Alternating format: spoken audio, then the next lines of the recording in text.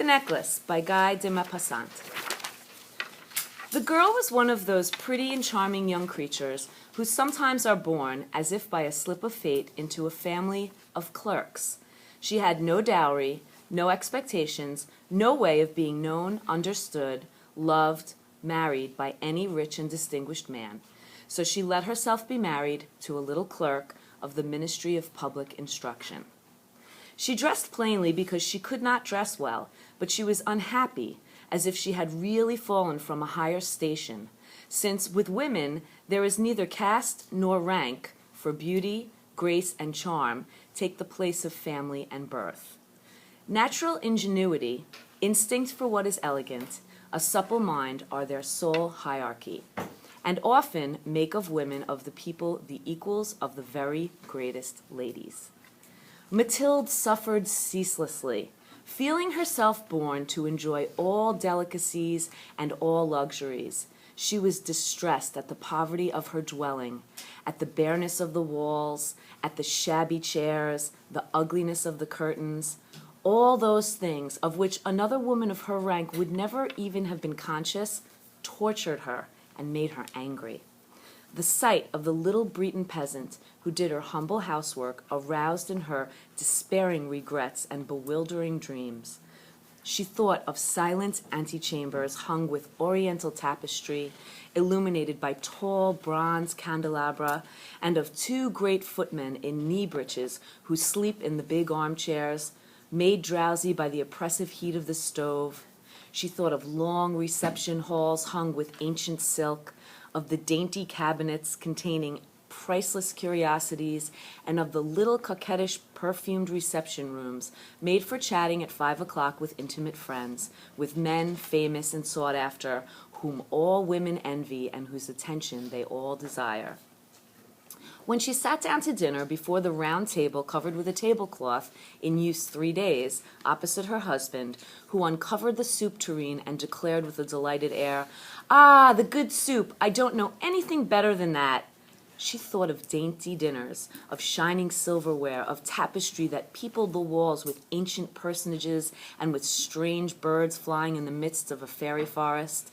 And she thought of delicious dishes served on marvelous plates, and of the whispered gallantries to which you listen with a sphinx-like smile while you are eating the pink meat of a trout or the wings of a quail. She had no gowns, no jewels, nothing, and she loved nothing but that. She felt made for that. She would have liked so much to please, to be envied, to be charming, to be sought after. She had a friend, a former schoolmate at the convent, who was rich and whom she did not like to go to see any more because she felt so sad when she came home. But one evening her husband reached home with a triumphant air and holding a large envelope in his hand. "There," said he, "there is something for you."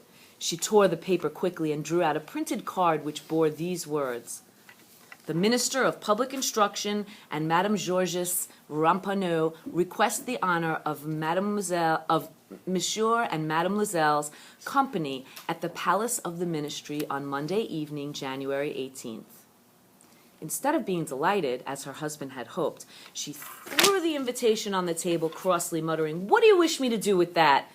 "Why, my dear, I thought you would be glad. You never go out, and this is such a fine opportunity. I had great trouble to get it. Everyone wants to go. It is very select, and they are not giving many invitations to clerks. The whole official world will be there." She looked at him with an irritated glance and said impatiently, "And what do you wish me to put on my back?" He had not thought of that. He stammered, "Why, the gown you go to the theater in. It looks very well to me." He stopped, distracted, seeing that his wife was weeping.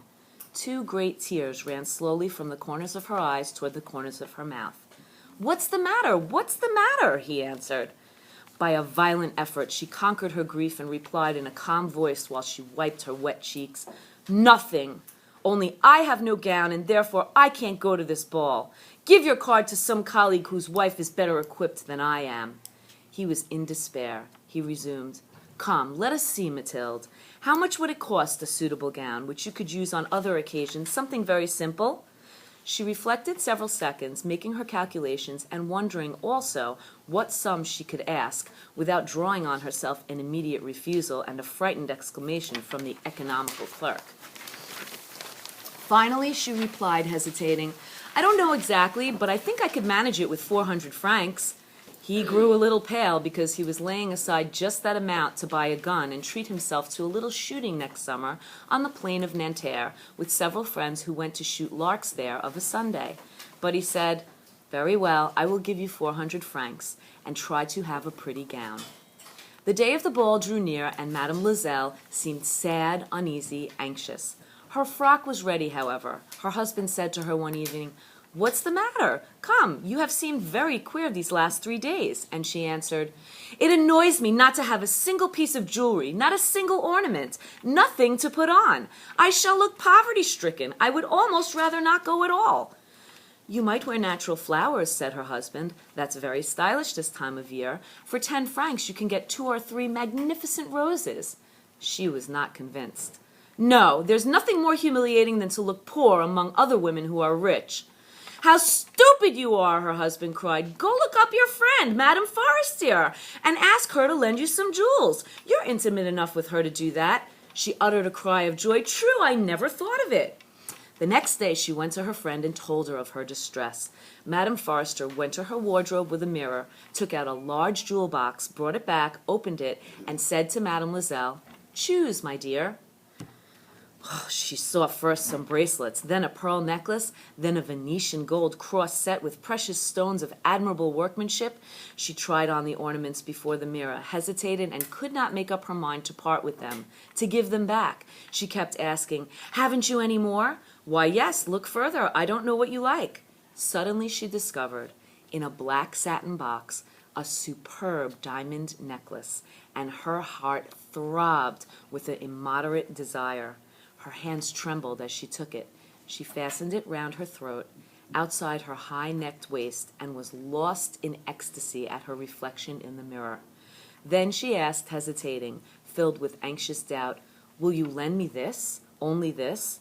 "Why, yes, certainly." She threw her arms round her friend's neck, kissed her passionately, then fled with her treasure. The night of the ball arrived. Madame Loisel was a great success. She was prettier than any other woman present, elegant, graceful, smiling, and wild with joy.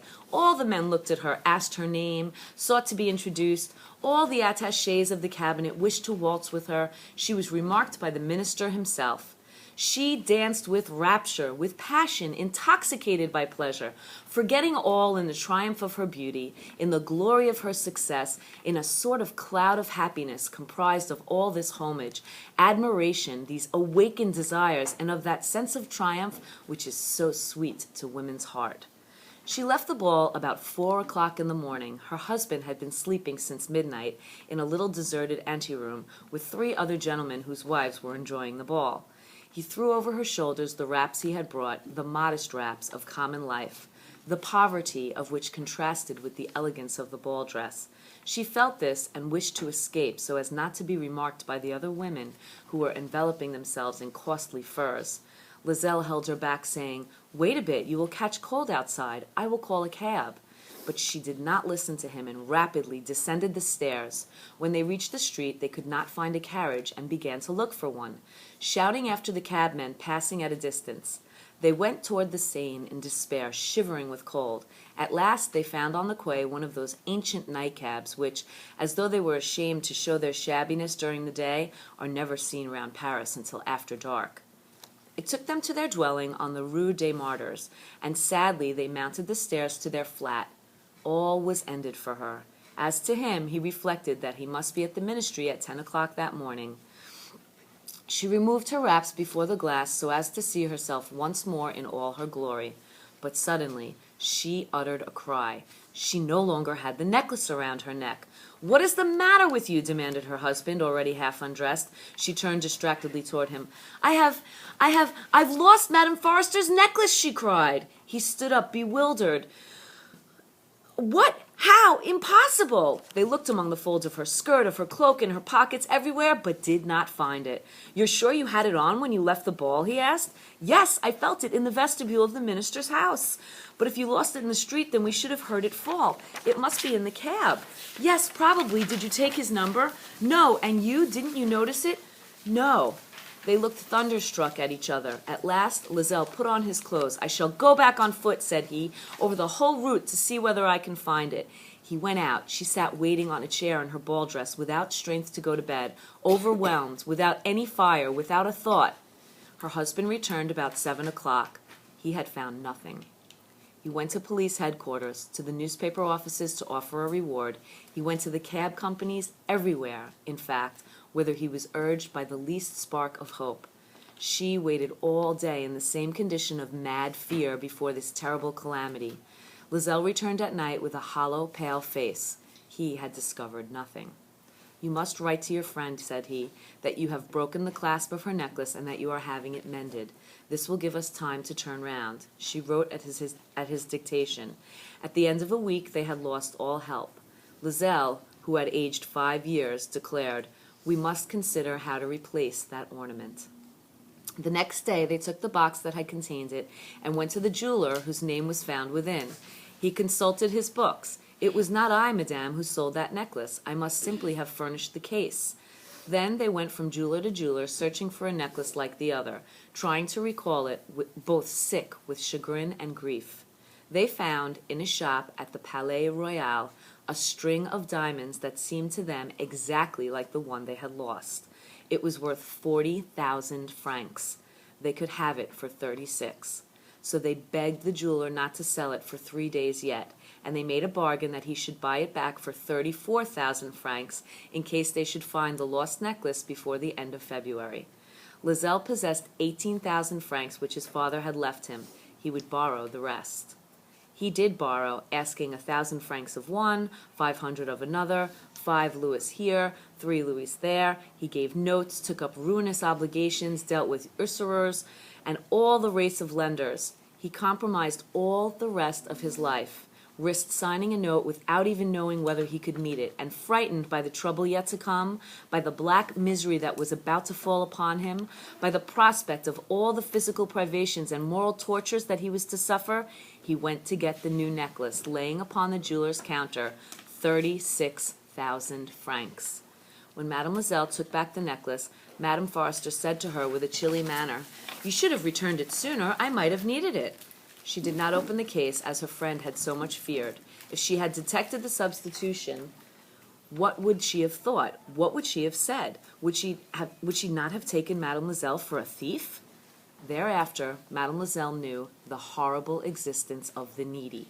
She bore her part, however, with sudden heroism. That dreadful debt must be paid. She would pay it. They dismissed their servant. They changed their lodgings. They rented a garret under the roof. She came to know what heavy housework meant and the odious cares of the kitchen. She washed the dishes, using her dainty fingers and rosy nails on greasy pots and pans. She washed the soiled linens, the shirts and the dishcloths, which she dried upon a line. She carried the slops down to the street every morning and carried up the water, stopping for breath at every landing.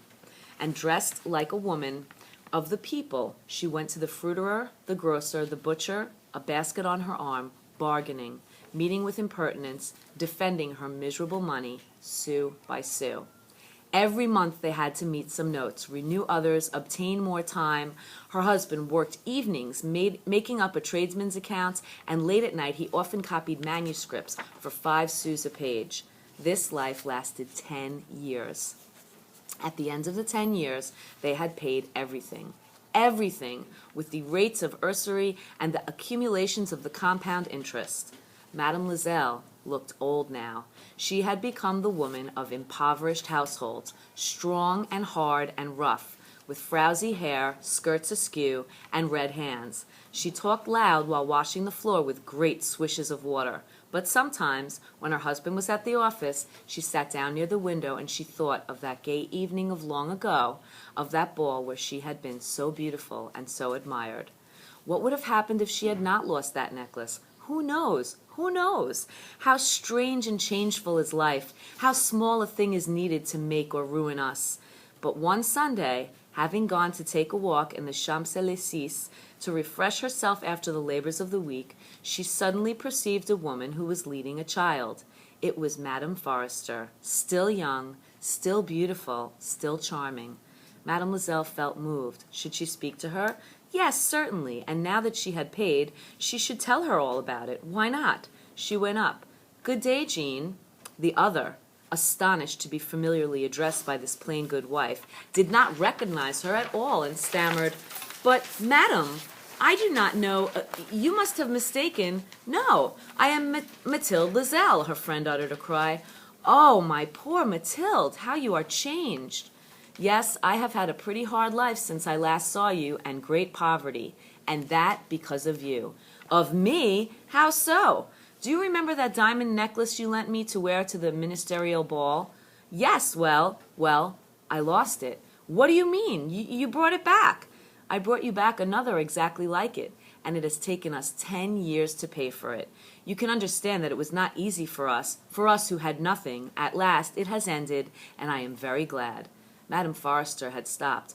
"You say that you bought a necklace of diamonds to replace mine?" "Yes, you never noticed it then? They were very similar."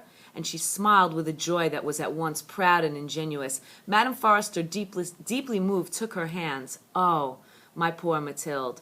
Why, my necklace was paste. It was worth at most only 500 francs.